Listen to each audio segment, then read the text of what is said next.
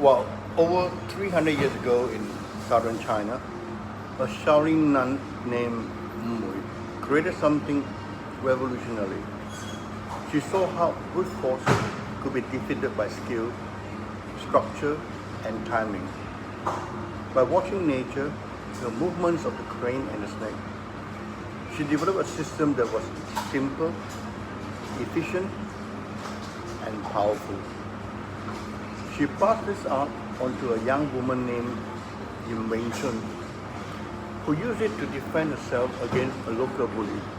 That's how the art got its name. So, from the very beginning, Wing Chun was designed not for the strongest person, but for the everyday person.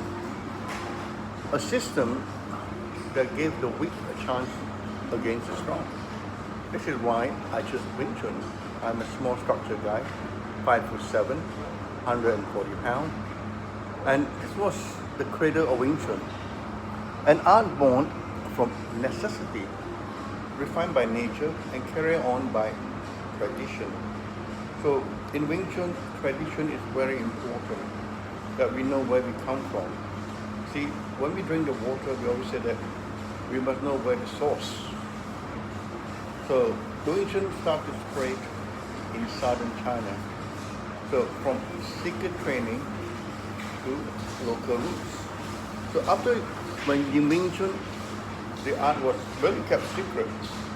I remember learning from my teacher in UK. It was not easy for him to teach me any new technique every day. I used to practice the same technique over and over again for months, even years, before you would teach me the next one. It can be good, or it can be, frustrating. So it's from a teacher to student, mostly, family to family, quietly passed down in villages and towns across, like in southern China, like Fujian, Basan, and Fukien. So most of them are like fishermen, the workers and the merchant. So to them, Wing Chun wasn't a sport.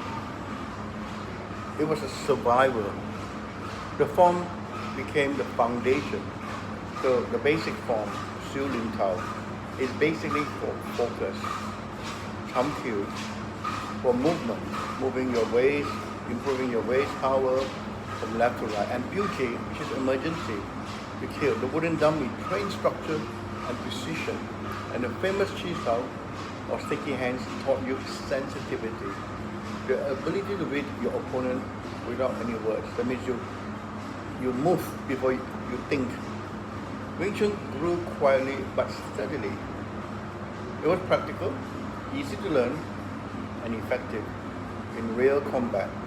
It became part of the Cantonese culture, not just fighting, skills, but a way of living with discipline, respect, and awareness. So now let's talk about the master who opened the door to Wing Chun, especially in Hong Kong. So let's move forward now to the 20th century, when one man who changed everything, Grandmaster Yip Man. Born in Fujian, Yip Man trained under Chan Wa-sun and later refined his art under Leong Bik.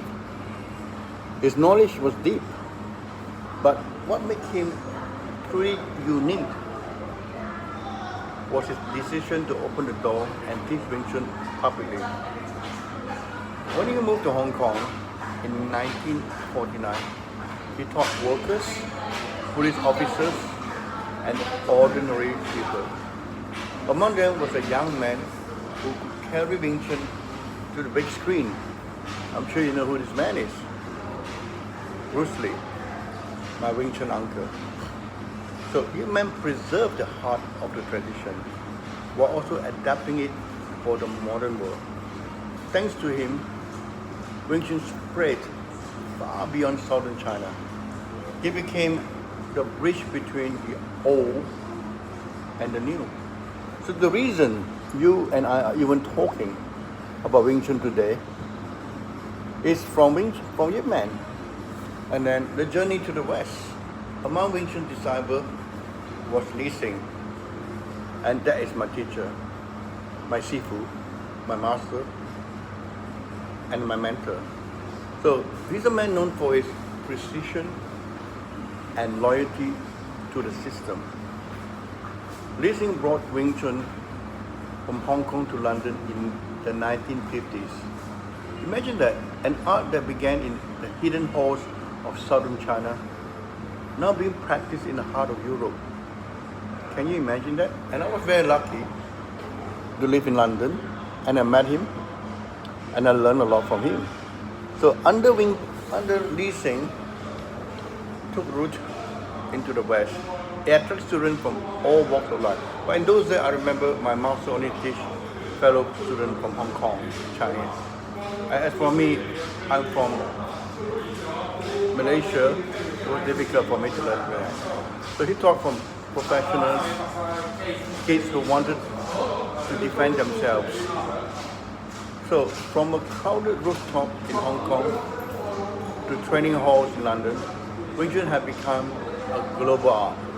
The frame of Wing Chun teaching of Yip Man was alive, passed on by disciples across the discipline and across the continent. So, as a descendant of the direct descendant of Yip Man Wing Chun, I feel that I have the responsibility to carry the flame into the future. So I started my school, I'm teaching in London, and as my name grew more famous, more and more people all over the world invited me to start a Wing Chun school in Ireland, in North England, South of England, in Europe, in Italy, France, Germany, Switzerland, Scandinavia, you name it, I've been there. Even in the United States, in Hong Kong, in Japan. I went back to Hong Kong, Japan, Malaysia, Singapore, Thailand, all over the world, and even in China. So when I was training under Master Shing in London, who was a disciple of Yip Man, which I don't even know at that particular time who is Yip Man. I know Yip Man was my grandmaster, but I didn't realize he was the man who brought Wing Chun to the world. For more than 50 years, I dedicate my life to this art training, teaching and preserving its culture. People call me the Wing Chun living dictionary because I have lived this art every single day, from its smallest movement to its deepest philosophy. But for me, Wing Chun is not only about fighting. It's about health, confidence, discipline, and a peace of mind. This is why I created my natural method to blend Wing Chun, inner alchemy, and holistic health, so that everyone, young or old, can even benefit. So my mission is to honor Yip Man tradition, but also it makes Wing Chun accessible to all. Not just locked away, not only for fighters, but open for anyone who seeks strength, balance, especially clarity in life. So, from Ng Mui to Yim Wing Chun to Yip Man to Shing, and now to me, the lineage continues. And now, through my students all over the world and the School of the Future, it will continue for generations to come. Thank you to let me share my story with you. And I hope that this will inspire you and practice Wing Chun, regardless of different style or different type of Wing Chun or different, it doesn't matter. As long as you have a heart and soul to respect the art, and you will succeed. Take care. And I'll see you in the next video, obviously.